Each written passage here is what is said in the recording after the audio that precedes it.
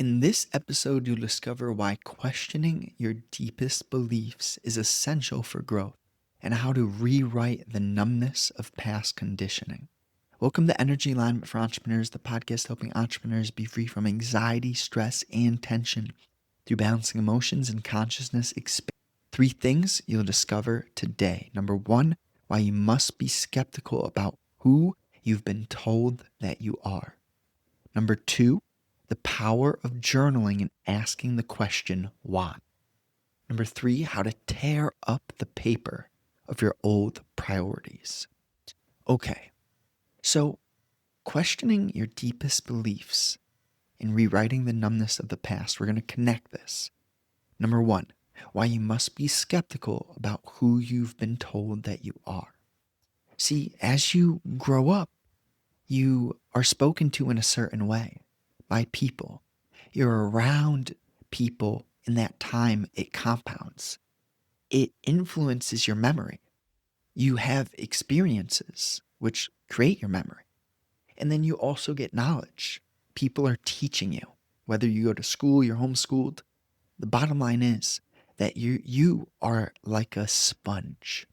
You don't always have to be that way, but especially when you're young, that's the nature of the spirit and the soul. It comes here and the ego isn't fully developed, the sense of self. So there's a slow unfolding of this identity form. Not bad nor good, but it is important that we are skeptical because whether you have a rich situation or a poor situation, people will influence you. And they may influence you in a way where they are creating lies. And if you do not question the lies, then you will blindly accept them for truth.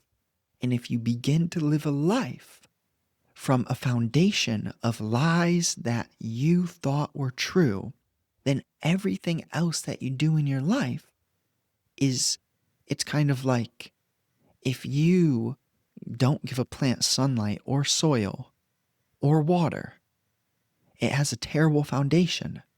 That plant is set up and positioned poorly. The thing is that you will go through this in different ways, different forms with different people, different times in your life. And you'll realize that you're being challenged and that there is an opportunity for you to somehow release the resistance which has been created to teach you. The resistance, it comes in the form of energy within your gut, your heart, and your mind. It may be anxiety. It could be fearful thinking. It could be self-doubt and self-judgment. You kind of get the vibe. In your gut, fire, bad health. And in your heart, same thing, right? Heartburn.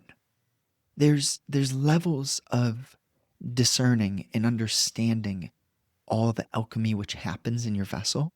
And we don't need to make this a masterclass right now, but very practically, it's important for us to question why we think how we think. It's important to understand the connection between our actions and our energy, the feedback loops that we create. Very simply, it's kind of like you eat food, and let's say you don't wash any dishes. The next time you go to eat food, you have to wash all the dishes before you can even start making food. You see what I mean? That's a feedback loop. So rather, you clean up. You close loops. You feel deeply. You're honest about the lies, the grudges, the pain. You question yourself. The big thing is that you create the space in your life to have these conversations, whether it be pen to paper, you journaling, whether it be you having a talk with someone who is actually capable of listening, which honestly, be very discerning in choosing who you speak to. Because there are a lot of people, for example, give you something practical. There's a career therapist. They do therapy, but they earn an income from it. Not everything that you make money from will corrupt you. There are amazing, genuine therapists who do that for a living, who care, who who have a heart which is on fire in a beautiful way, and they listen and they will do everything they possibly can to help you feel understood and to help you understand yourself and to help you learn. But then there are other situations where there are insecure therapists who have not felt their own pain and have just found themselves in that situation. And what they are doing is they are attached to being someone who is in the position of being a therapist. They make money from it and they show up, but they don't actually listen. They're thinking and they're reacting instead of responding. So you and your heart need to be capable of feeling whom to open up to. This is a great practice for letting your intuition grow and expand. And the thing is, you got to be skeptical to even have the realization that what you're doing might need to change, whether it be a relationship with a certain person. You're going to have tough connections with people. There are going to be people in your life where they give you some attitude, or they're petty, or they're immature, and you can't force them to change. So what do, right? You're confronted with that form of energy. Like, man, I thought it was this way, but it's really not. And that requires such courage and honesty that strengthens you. And it all starts from being skeptical about what you're doing, who you are, and who you've been told to be, and the beliefs that you accept. I'll leave you with one last point on this topic, which is to walk in faith is not to believe. A lot of people say they're believers, but to believe is being a little weak. To believe is separate from having faith. Because when you believe, you leave space for it not being true. You're not certain when you believe. Hope is hoping because there is the space that it doesn't actually get fulfilled.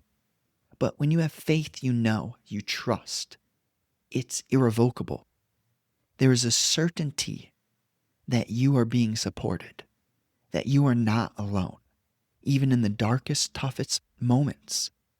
So that is all the seed, or the harvest rather, of being skeptical. You can only have powerful realizations about the nature of how this thing was made, what we are, what you're doing here, and who you are, because you were skeptical. Now, point number 2, the power of journaling and asking the question, why? So, I want to make a disclaimer very quick that asking the question why is not always necessary. But there is a power in journaling in asking the question of why in relationship to things that you have the power over. That's the real asterisk. Because if you're asking why about things that you don't have the power over, then you may not get the answer, and the answer doesn't matter. You won't know why. You don't need to know why. You'll later understand why when you stop obsessing over wanting to know why. But when you have your energy, whether it be you notice you're anxious, you're sad, you're fearful, you're rageful, you're jealous, you're insecure, you're in a rush, whatever it is, you need to ask why. And you'll start to see that the root is always that you are thinking. And there's nothing wrong with thinking, but there is something wrong with, in the moment, letting your mind overwhelm your awareness of your gut and your heart. Because if you solely live in your head, then you won't free yourself. You free yourself through movement, through action. That doesn't mean you need to always be moving. Sometimes sitting down and doing nothing is the best action you could possibly do. Do you see the paradox? So when you journal, you take the courage to notice your state of being, which is internal and unseen in your head, your heart, and your gut, and you write and you get clarity through inquiring into what built the current state? Why do I feel how I feel? That's an okay question. Not why did someone do this to me? That's not how we're using why. We use it in terms of inquiry, contemplation, self-understanding. When you walk this path, then you are less of a headless chicken, a zombie, and a robot. Because you start to see so many people are living solely in their head. Their head runs their life. And there isn't a heart-aligned action. There isn't a rhythm. And that isn't bad nor good. It's important for us to learn. We have to go through being blind to appreciate the texture, the color, the shapes, the sizes of sight. You can't just skip it. So when I say things of that nature, there isn't a form of judgment. There is just, hey, you have to walk through that path and you discern.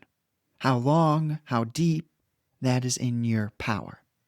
Now, point number 3, how to tear up the paper of your old priorities. I think we'll keep on the note of using the pen and paper because you are going to have ideas of things that you need to do, places to be. But then when you feel and you're honest and you reflect, you start to notice you're bad at saying no. You say yes because you're scared of saying no. And any choice out of fear is not a choice for your most powerful being, for your realest, most beautiful life. Any choice out of fear is not it. Einstein said that the problem cannot be solved at the same level of consciousness which it was created. To move through courage is one of the simplest ways for you to realize that what you thought were your priorities was just weakness. And then you redesign your life through a new level of living, a new level of awareness. You redesign the way that you move, the cadence in your voice and in your steps, the volume and tones which you create. It all shifts when there's a aligned presence within you. And you tear up the old priorities when you realize you've just been rushing. You've just been moving through a panic. You've just been surviving. Again, it's all necessary. I'm not judging you if you are a rusher. But it's something for you to look at. Why do you rush? What is behind positioning yourself so poorly that you rush? And again, in the last video, I told you, I find myself late to jiu-jitsu, but I also told you that I don't rush, that it's a chill environment. And it's extremely important for us to get with it, to stop resisting. Because you'll come to see that frequently a practical example of how rushing is born is you don't want to do something that you know you need to do. You're mentally in a place of not accepting that you are going to do that thing. So then you drag on with unproductive, draining actions. A great example is choosing to watch TV while that cuts into the amount of time you should have for sleep, right? A very practical example that everyone listening to this can probably, when you position yourself in that manner, of course you're more likely to rush, right? Because when you cut into your sleep, then you're less likely to wake up early. When you wake up later, you have less time to prepare. No wonder you find yourself in a rush. So then the deeper inquiry is realizing, man, what's up with me not wanting to go to bed? Why is my relationship to going to bed so fissured, so broken? There must be something there. Maybe, could I write about it? You see what I mean? So, and that's how you really begin to realize, oh wait, YouTube or Netflix at 9 o'clock isn't my priority. Taking a shower at 7:30 and having the lights off at 8 is a priority, you know? And you start to realize it's micro, but it's also macro. it's how you do one thing that creates how you do everything. You could say cliches, but it takes something deeper to actually change. And I'm just speaking on this because the path is all I really know. Um, I can feel when I'm living a foolish life, and I can feel when I'm aligned with the meaning of why I'm on this planet. And there's a contrast, right? And I'm sure you can feel it too, because we all have, that's the one thing that we all have, the ability to feel. And that's consciousness itself. Maybe someone's blind, maybe someone's deaf. But I'll end with this. There was a child who had I'm not sure what it was, some form of limiting condition.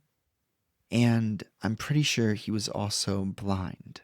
His mom started to notice that whenever she had a very minor thought in the kitchen, like, I need this utensil, she didn't pick up on it immediately, not at all. But after time went on and time went on, she realized that this kid could read her thoughts. That every time she needed a certain utensil, although he was limited and he couldn't do that much, he was always there with that utensil in his hand, waiting for her. And it clicked, and she realized, wow. So I leave you with that because that's the essence of this universe. The kid may be limited in some form. There's always another one that I love is if you take a car and you max out the horsepower, the handling suffers. But if in other way, you max out the handling, well then, can you really have max acceleration, max handling, max horsepower? And I would say maybe with enough money. So that's why that example isn't as good as the other one. But really, that first story is similar to the essence of awakening. It's those little moments. It's those sort of things where the kid's not telling you he has telepathy, and no one really has that. How rare is something that powerful? But in the same lens, I'll even kind of break that down a bit further because I'm truly fascinated by that story. It's like if an average person had telepathy and could read everyone's thoughts, that would be terrible because you're around too many people. Your mind would be overstimulated. You already have enough chatter with your own thinking. And that's why we can't do. But for that child in that situation, he may only be around certain people, like his mother, often. And it's those sort of gifts that are given in miraculous ways, where, of course, it's the child with a multitude of very limited conditions who has such a power. And you see, there's a deeper story written there. And you have to learn to realize what your power is. Because everyone has certain strengths, and they can be miraculous. But you're going to have to let them work in alignment with that which is greater than your obsession with who you think yourself to be. Now, you are meant, here's the summary, and then I'll do the recap. Wait, actually, we'll do the recap first. Why you must be skeptical about who you've been told you are. It's really about the process of rewriting numbness and dumbness in a form of, you see there are blind beliefs, limiting beliefs, weak beliefs, and you start to break that stuff down, and it frees you. Now, the power of journaling and asking the question why. It seems simple, but if you just write your priorities and then you ask why, you're going to expose yourself to underlying foundations, deeper threads. And that journaling takes courage, but it's super powerful because it lets you simplify and understand and be so much smoother, sharper, just the best you possibly can be. Now, how to tear up the paper of your old priorities. You are the creator of the change that you do or don't make in your life. And if your priorities and beliefs are not serving you, you have to tear up that paper. You have to get good at questioning and just being open to the fact that maybe your life could change. So, summary, you're meant to question and rewrite things, not blindly accept them. Commitment to this nuance ensures that you are always learning and that your mind stays open, leading to a necessary spiritual expansion. New episodes are out Monday, Thursday, 10 a.m. Eastern Time. Thank you. I'm grateful for your listening. I truly am. Share it with someone if you think you know anyone who would resonate with this. And book is out. It'll be in the description. The book is out.